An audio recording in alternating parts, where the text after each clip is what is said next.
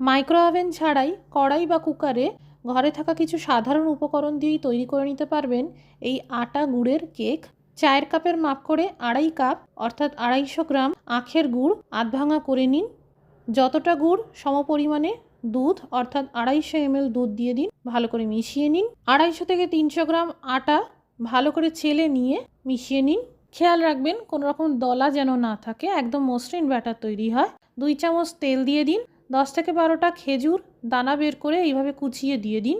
কিছু পরিমাণ ভাঙা কাজু দিয়ে দিন। কেক স্পঞ্জি করার জন্য আধা চামচ বেকিং সোডা, আধা চামচ বেকিং পাউডার দিয়ে ভালো করে ফেটিয়ে নিন।